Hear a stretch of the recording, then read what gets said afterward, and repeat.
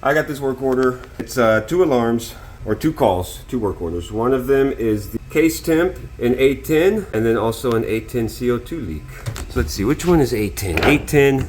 A10 is a walk-in freezer right there.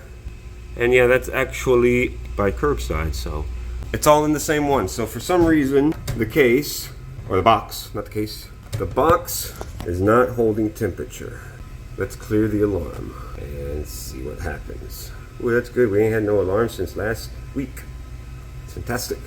I want to see what the CO2 reading is. Whew, that's pretty high, I think.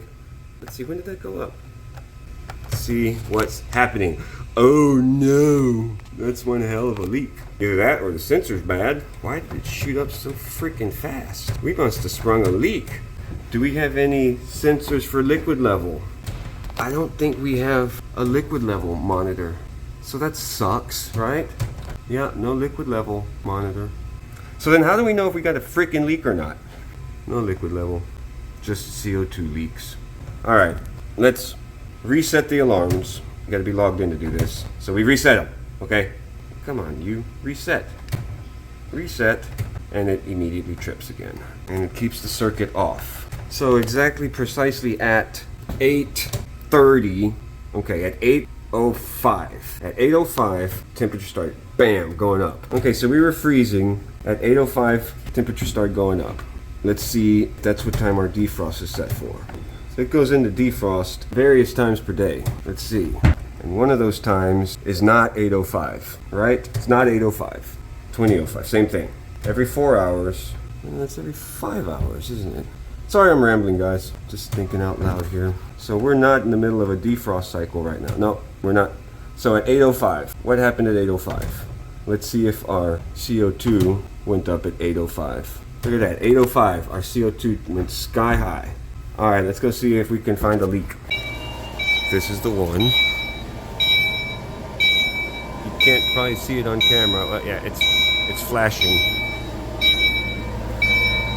It's turned off, of course. Open.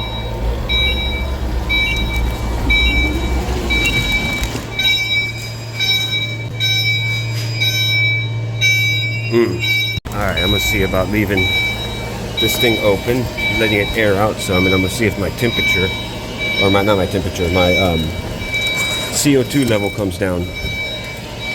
Alright, so I opened the door for a little bit and propped open the thing. Let's see. Started out at 2680 at 8:10 p.m. It's like 2.5 hours ago. The percentage was really high, and then it's been dropping 10 ppm roughly, 8 to 10 ppm, sometimes 15 ppm, every 5 minutes. And that's continued, and me opening the door just a little bit ago seems to have had little to no effect on that. So we're gonna have us a gander inside of that. Okay, well, it doesn't look like it got wet inside of this one. I wonder if that got wet inside. Keep in mind, I'm opening this door a lot here, and every time I open it, fresh air comes in here. So that should play a part as to what my ppm readings out of that should be. Especially now that I've propped these curtains open. So I'm gonna open this thing up and see if it's gotten wet in there.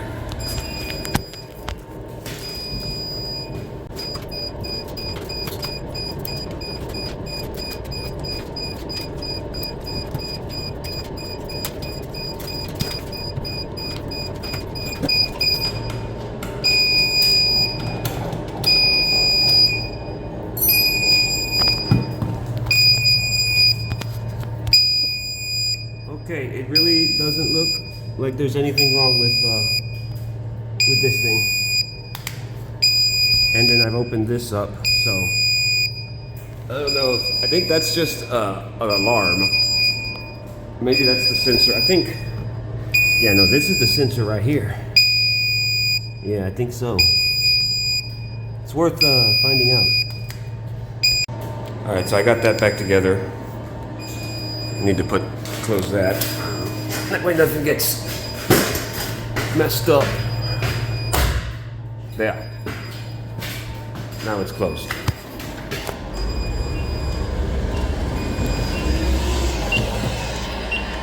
Okay, certainly this should change my my ppm readings, right? Something quite interesting happened here. At 10:55 the level went up to 2700 again. And then started coming down. Let's break this down a little. So at 10 p.m. we read 2481 ppm. Next readings at 10:05, 2476 ppm. These readings are taken every 5 minutes. So in 5 minutes we dropped 5 ppm to 2476. And then 5 minutes later at 10:10 p.m. we dropped 7. At 10:15 we dropped 6. At 10:20 we dropped 7. At 10:25 we dropped 11 actually, but then at 10:30 we only dropped 4. But look what happens at 10:35. We have a drop of 28 ppm, and then at 10:40 we drop 30 ppm. And then we go back to the regular old 2, and then -5, then -1, and then after that something weird happens and it jumps up by like 350. Now this here, this is a CO2 leak detector.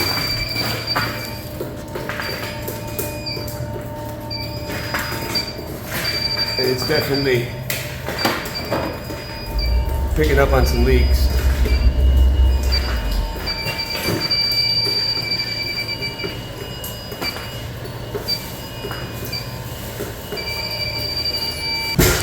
Take this drain apart so I can take this drain pan down. I killed power, those switches right there.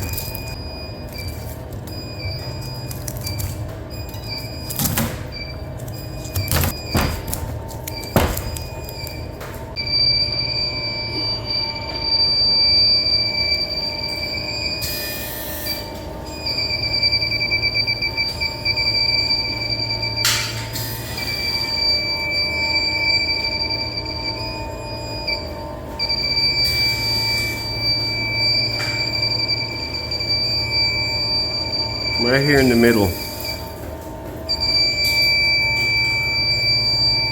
And maybe to this side over here. So I got ball valves up here. You know, I got one on the high side, one on the low side, and they go down into the box, and that's all I got for isolation. Here's suds in my water. I usually only see suds in my water when there's oil in it. Got that thing going off. Got the leak detector that I got from the shop going off. We've got a leak.